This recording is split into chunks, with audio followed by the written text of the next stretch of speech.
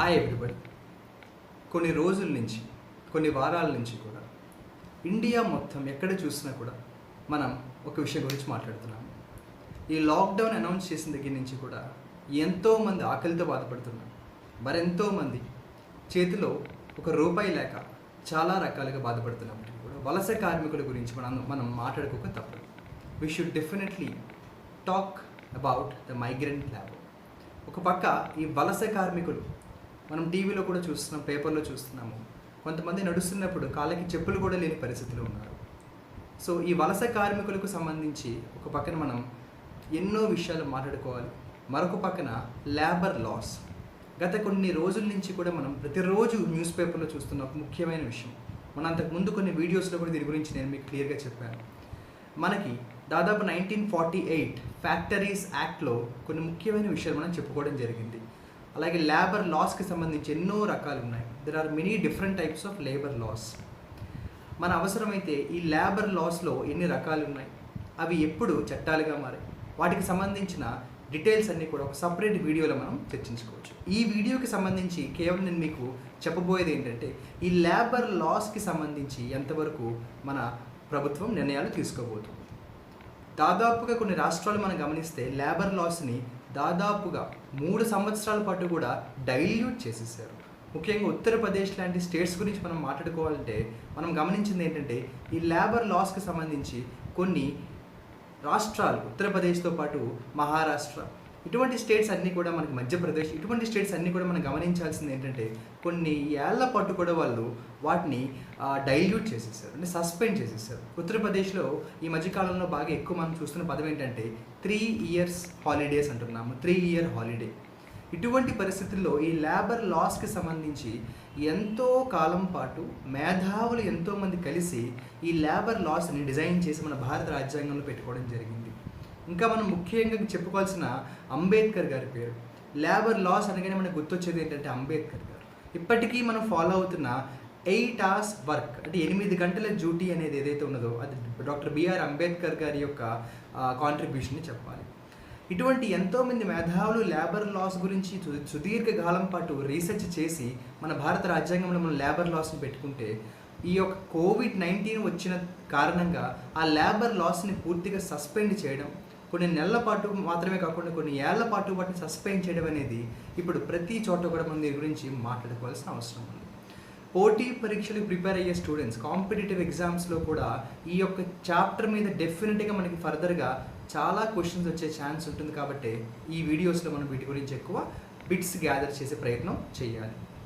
మనందరికీ తెలుసు factories act అనగానే 1948లో మనం ఆ ఫ్యాక్టరీస్ యాక్ట్ని పెట్టుకోవడం జరిగింది. తర్వాత మనం దాన్ని అమెండ్ కూడా చేసుకోవడం జరిగింది. ఇందాక నేను చెప్పిన వలస కార్మికుల గురించి చూస్తే ఒక ముఖ్యమైన చట్టం మనం చదువుకోవాల్సిన అవసరం ఉంది. Inter state migrant workmen act.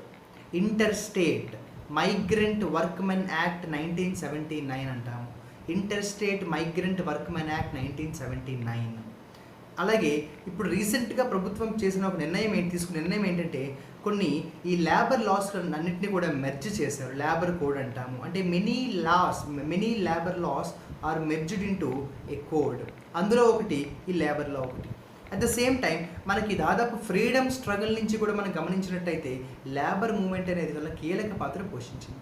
అంటే the role of the labour is very prominent even in the freedom struggle. ముఖ్యంగా మనం చెప్పుకోవాలంటే 1931 కరాచీ డిక్లరేషన్ అంటాం, బిల్ ఆఫ్ రైట్స్ అంటాం. అట్ ద సేమ్ టైం మనకి రాజ్యాంగంలోని directive principles of state policy, ఆదేశిక సూత్రాలు, డైరెక్టివ్ ప్రిన్సిపల్స్లో మనం చాలా స్పష్టంగా చెప్పుకున్నాము. ఈ యొక్క లేబర్ లాస్కి సంబంధించి కొన్ని ప్రొటెక్షన్ యాక్టివిటీస్ చేయగలగాలి.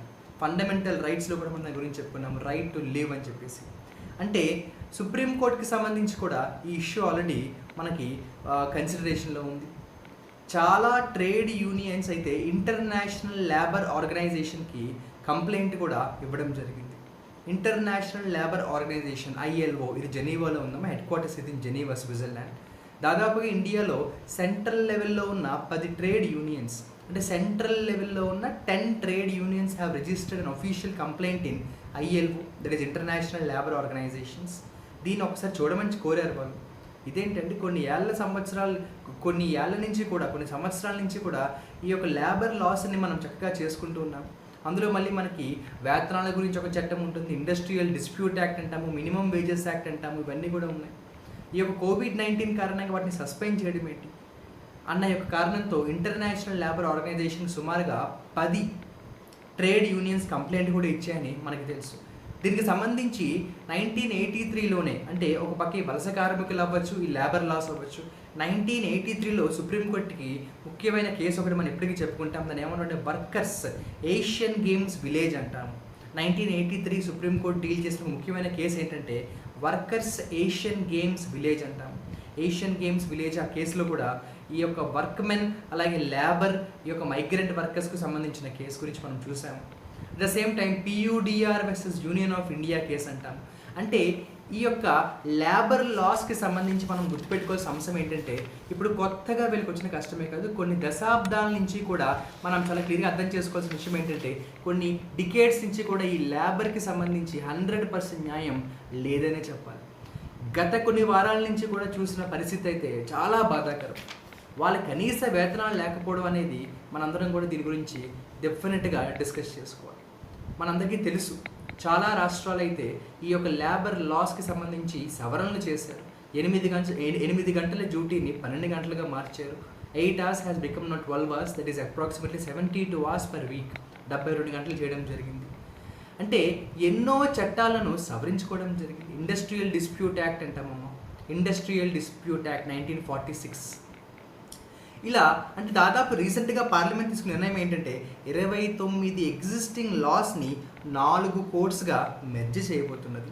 Parliament is planning to merge 29 existing laws into 4 labour courts. ఆ యొక్క లేబర్ కోర్ట్స్ ముఖ్యంగా దేంతో డీల్ చేస్తాయి అంటే వేతనాలు, నెంబర్ 1 వేజెస్ అంటాము, అలాగే వాళ్ళ యొక్క సేఫ్టీ, ఆక్యుపేషనల్ సేఫ్టీ అంటాము, నెంబర్ 2 ఆక్యుపేషనల్ సేఫ్టీ, అలాగే ఇండస్ట్రియల్ రిలేషన్స్ అంటాము, at the same time social security అంటాము. వీటికి సంబంధించి కొన్ని మార్పులు చాలా రాష్ట్రాలు చేసాయి, మరికొన్ని రాష్ట్రాలు చేసే దిశగా ముందుకెళ్తున్నాయి.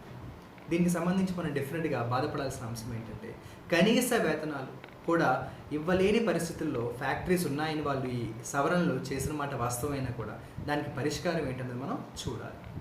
నేను ఇందాక చెప్పినట్టు ఇంటర్నేషనల్ లేబర్ ఆర్గనైజేషన్ ఏదైతే ILO యొక్క హెడ్ క్వార్టర్స్ జెనీవాలో ఉన్నదో, స్విట్జర్లాండ్లో ఉన్నదో, దానికి 10 central level trade unions complaint ఇచ్చారు. అలా కంప్లైంట్ ఇచ్చిన వాళ్ళు ఎంతోమంది ఎన్నో సంస్థల యొక్క సపోర్ట్తో వాళ్ళ కంప్లైంట్ ఇవ్వడం జరిగింది. సో ఈ లేబర్ లాస్ ఏవైతే అమెండ్ చేయబడ్డాయో దానికి వ్యతిరేకంగా కొన్ని సంస్థలు పోరాడుతున్నాయి. అలా పోరాడుతున్న కొన్ని ముఖ్యమైన సంస్థల పేర్లు కూడా నేను కలెక్ట్ చేసి ఉంచాను, అవి షేర్ చేసుకుంటాను. ఒకటి Indian national trade union Congress, INTUC అంటారు, Indian national trade union Congress. వీళ్ళు పూర్తి స్థాయిలో లేబర్ లాస్ యొక్క అమెండ్మెంట్కి వ్యతిరేకంగా ఉన్నారు. అలాగే all India trade union Congress, అలాగే హింద్ మజ్దూర్ సభ కొన్ని దశాబ్దాల నుంచి కూడా లేబర్ లాస్ కోసం పోరాడుతున్నది, హింద్ మజ్దూర్ సభ. గమనిక ఏంటంటే బీజేపీకి చాలా దగ్గరగా ఉండే సంస్థ ఇది, కానీ ఇప్పుడు బీజేపీకి వ్యతిరేకంగా పోరాడుతున్నది హింద్ మజ్దూర్ సభ అంటాం. అలాగే centre of Indian trade unions, centre of Indian trade unions, all India united trade union centre, all India united trade union centre, అలాగే సెల్ఫ్ ఎంప్లాయిడ్ ఉమెన్స్ అసోసియేషన్, అలాగే లేబర్ ప్రోగ్రెసివ్ ఫెడరేషన్, అలాగే యునైటెడ్ ట్రేడ్ యూనియన్ కాంగ్రెస్. ఇలా ఎన్నో సంస్థలు మనకి దీనికి వ్యతిరేకంగా పోరాడుతున్నాయి. At the same time supreme court దాకా కూడా ఈ కేసు అనేది వెళ్ళింది. అయితే సుప్రీంకోర్టు ఏ నిర్ణయం తీసుకోబోతున్నది అనేది మనం గమనించాల్సిన ఒక ఇంపార్టెంట్ విషయం ఉంది. ఇంటర్నేషనల్ లేబర్ ఆర్గనైజేషన్ ఏదైతే మనకి జెనీవాలో ఉన్నదో వాళ్ళు ఈ కంప్లైంట్స్ రిసీవ్ చేసుకొని స్టడీ చేస్తున్నారు. మరి వాళ్ళ యొక్క డెసిషన్ ఎంత దాకా ఉంటుంది, వాళ్ళ యొక్క పాత్ర ఎంత దాకా ఉంటుందో మనం వేచి చూడాల్సిన అవసరం ఉంది. అట్ ద సేమ్ టైం ఇదంతా ఇలా ఉండగా ఒక పక్క ఈ లేబర్ లాస్ పూర్తి స్థాయిలో ఒక రకంగా చెప్పాలంటే అమెండ్ చేయబడ్డాయని చెప్పడం కంటే రద్దు చేయబడ్డాయని చెప్పాలి. అవి అమెండ్ చేయబడే విధానం ఎవరు చూసినా కూడా కేవలం అవి అమెండ్మెంట్ చేయబడ్డాయని చెప్పడం కంటే దే ఆర్ ఆల్మోస్ట్ అబాలిష్డ్ అని చెప్పచ్చు. ఇటువంటి పరిస్థితుల్లో కర్ణాటకలో రీసెంట్గా ఒక విచిత్రమైన సంఘటన చోటు చేసుకుంది. కరెంట్ అఫైర్స్లో ఇది ముఖ్యమైన బిట్గా వస్తుంది.